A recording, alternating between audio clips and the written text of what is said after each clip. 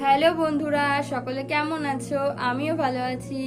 আমার চ্যানেলে তোমাদের স্বাগত জানাই। যারা এখনো পর্যন্ত আমার ভিডিও দেখে চ্যানেলটি সাবস্ক্রাইব করতে একদম ভুলে গেছো, তাদের কাছে আমার একান্ত অনুরোধ রইল আমার চ্যানেলটি সাবস্ক্রাইব করে আমার পাশে থেকো বন্ধুরা, ঠিক আছে?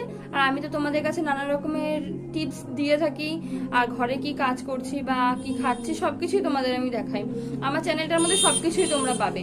আর আমি মোবাইলেও যদি কোনো টিপস দেখে আমার ভালো লাগলো না, মনে হচ্ছে আমি ঘরে করলে উপকার হতে পারে, সেই জিনিসটা আমি করে নিজে দেখি যে হ্যাঁ টিপসটি সত্যিই কার্যকরী, তারপরে তোমাদের কাছে আমি শেয়ার করি। তার আগে করি না, কারণ উল্টো পাল্টা টিপস দিয়ে তো কোনো লাভ নেই। দেখা গেলো করলাম, হলো না, তোমাদের দিলাম, তোমরাও খারাপ ভাববে, এটা আমি করতে চাই না কখনো। নিজে করি তারপর তোমাদের দিই।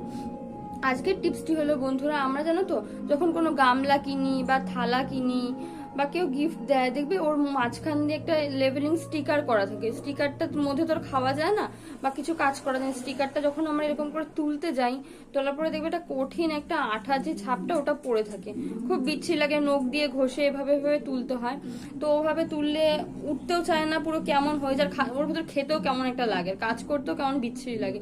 তো এই কঠিন আঠাটা শুদ্ধ পুরো কাগজটা একদম উঠে যাবে একদম সহজ উপায়।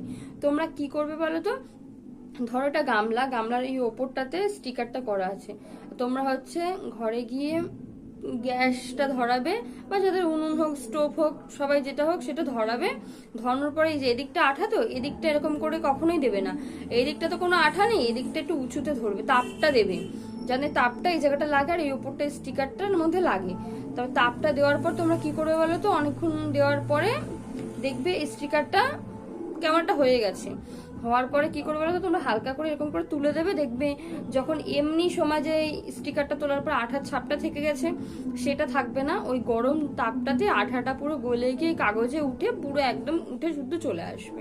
তোমরা দেখো, হ্যাঁ আমিও গিফট পেয়েছিলাম একটা থালা। ওই থালার মধ্যে ওরকম লেভেলিং করা ছিল। তা আমি ভাবলাম কি করে এটা সমাধান করা হয়েছে, তো আমি দেখলাম টিপসটি, অনেক ভালো লাগলো দেখে।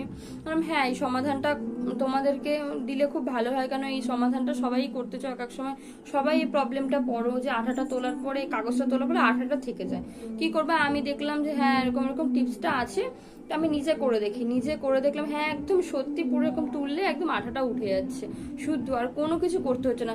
আর দেখো নতুন থালা, একদম বাটি, নতুন থালা হোক বাটি হোক একদম নতুন, সেগুলো দেখো ওই এরকম করে তুলে আঠাটা থেকে গেলে ওটা তো ঘষাঘষি করে একদম তুলে কোনো লাভ নেই, জিনিসটা নষ্ট হয়ে দাগ দাগ হয়ে যায়। তাতে হালকা একটু আগুনে দাও, পুরো একদম দেবে না আগুনের মধ্যে, একটু উঁচুতে রাখবে, তাপটা যাতে ওর ভিতরে যেতে পারে। তারপর তোলো, দেখবে সহজ উপায় উঠে গেছে বন্ধুরা, ঠিক আছে?